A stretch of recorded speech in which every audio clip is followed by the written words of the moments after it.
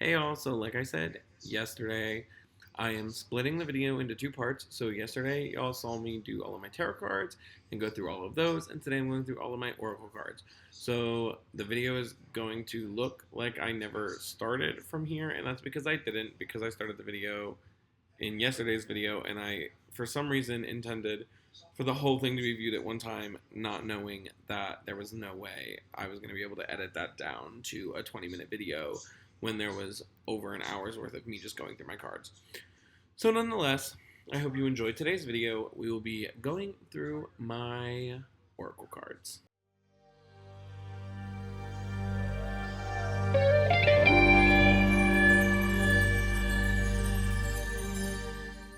I am going to push these off to the side because they're my dogs, and we'll talk about those a little bit later. The first oracle deck that I got is the Demon Tarot, and this is the backs. And now with this deck, each card is representative of a different demon from different religions or different folklore. And I thought it would be something cool to learn about and look into and like learn the stories of what all of these, demons are about and how they can be intertwined with like divination. But I've never really connected to these cards at all. I think the artwork is beautiful. I think their stories are great. And I think they do have a lot to offer. However, they've just never really been my cup of tea or go-to cards. With that being said, I also don't really have a favorite in this deck. I just don't really connect to them. This box is really big as well, which is why I have them in this bag instead. The next one I will do is the Animal Spirit. This is also Kim Kron's. And this is another one where I don't use these as much because I don't want to have to look up into the book all the time. However, these are a little bit easier to learn since I already know about all of the animals and a lot of their habits. So it's not like I have to learn a whole new thing. I love the lion in this card. I love the wolf. I swear to God, if I could be an animal, I would want to be a wolf. Absolutely obsessed with this card. This is the backs. So they're very similar to the Wild Unknown Tarot. And I do like using the two of these decks together. I feel like they work really well together. I have the Doreen Virtue Romance Angels. However, I don't have an actual copy. I have a miniature version that somebody has printed out and resold, which I guess makes sense because I didn't understand the whole story behind these cards at first. But apparently these are no longer on the market. So if you want an actual published version of these cards, you are going to pay around $200. And I'm not that pressed because I honestly God think the mini cards do just as good in a reading. Was I thrilled about having to go back to tiny cards? No. Are they the best production value? No. But all of the cards are still here. They're just a lot smaller and reprinted. So it's not the OG, but it's the OG artwork, OG cards, OG messages, and I actually use these quite a lot, especially for any time somebody asks me about love, and this is what the back of these cards look like. So next is the Dark Mirror Oracle. These, I think, are some of the most beautiful cards I have. However, there's so much that goes into these cards. So the Dark Mirror Oracle is meant for when you are at a breaking point, and every single card is represented by a different area of the grieving cycle. So there are, cards that are like acceptance, doubt, anger, and each card is going to have that as a root. So a certain area of the grieving process that you're pinpointed in. And along with that, they also have a cycle of the moon. And then they all talk about different things. So I'm still trying to familiarize myself with everything that goes along with these. Here's the backs of the cards. But typically, when you do a reading from these, you are just supposed to take one card and really just look into the mirror, delve into the darkness it brings, and then bring yourself back to reality and let the dark side of things answer your questions sometimes. Because sometimes we forget that it's okay to be upset. And that's the thing with the Black Flower Fragrance card. So I just was reading into this one not too long ago, and from what I remember, the Black Flower Fragrance card is all about that needing to be reminded that it's okay to be angry, or it's okay to be upset at things, and that like we try to shut our feelings out sometimes, but that's not the healthiest way to go about them. After that, we have the Dragon Oracle. I have always been in love with the idea of dragons and whatnot.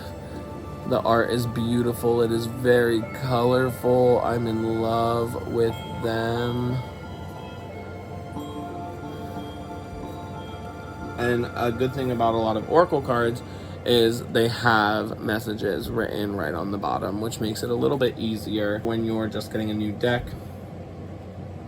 So here we have the Earth and Fire Dragon. Works with you to clear the 5th dimensional ley lines. It's time for service. When you give, you receive. Things like that. And the whole idea with this deck is that these dragons are always with us, and they're here to help us reach like a higher level of the universe. On the topic of universe, we have the Universe Has Your Back. These are some of my favorite cards, not necessarily to do readings with, but just for daily pulls. Every single card in this deck has a positive message on it, and I will shuffle them up and just draw one, which is going to be the positive message for you guys watching this. But I love these because they are great for giving you inspiration every morning.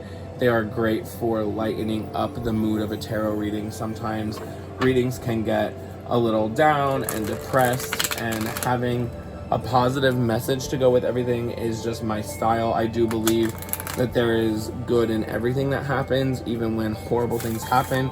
I believe that the universe is always working for the greater good, and sometimes it's hard to see that. So I think with this deck, it is just a great way to remind yourself that there are good things in the world.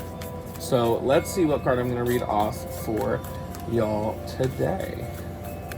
When I think I've surrendered more. Being vulnerable is definitely not easy, and giving up is not easy, but sometimes it's the only thing you can do.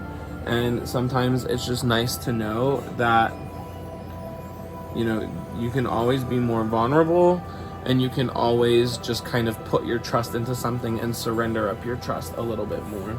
The last two cards that I have are more dogs. I am in love with wolves and dogs. This is the Wolfpack Tarot. They are not technically tarot cards. They are oracle cards. They are meant to go sideways. There is a whole storyline on each card, and I love the artwork. I think it is gorgeous. I wasn't the biggest fan of the cards going sideways at first, but now that it's like here and it's a thing, I don't hate it, and I've kind of learned to love it. These cards definitely have an interesting scent. They do shuffle really nicely though. I hate when it does that. I don't know if like anybody else who does tarot or whatever, like, do your tarot cards just ever say no and they don't want to bridge? The smell isn't like as strong now. I actually let them sit out of the box for a hot second. They are created by Robert Petro. There are 78 illustrated cards in color. And this brings me to my final deck of tarot cards in my collection. They are the Divine Dog Wisdom cards. They are an oracle deck, and they are huge. Look at the size of these cards. They are so ginormous. These were the worst things ever to shuffle. They stretched my hand out to the max. But these are very simple oracle cards. They get right to the point. They are all one word: clarity, listening, resistance, intimacy. They hit almost every topic that you would want in a spread, and they have amazing dogs that are modeling for them. And in the book, they actually do like list all of the dogs that modeled for these pictures, and it's amazing. Here's more huskies leading. Step out in front. We love a leader. But honestly, some of them are just so sad. Like the victimhood card, awakening. Like he looks so snuggled in bed and so cute. He doesn't want to get up. Gratitude, give thanks, sniffing the flowers. But honestly, I just love these cards because they are simple. They are right to the point. I'm obsessed with dogs, and I love having like the energy of a dog with me at all times, even though I don't have an actual dog. That is the video for today. If you are a fellow tarot reader or tarot lover, let me know down in the comments below what are some of your favorite decks. I'm always interested in looking into new ones. I'm interested in growing my collection.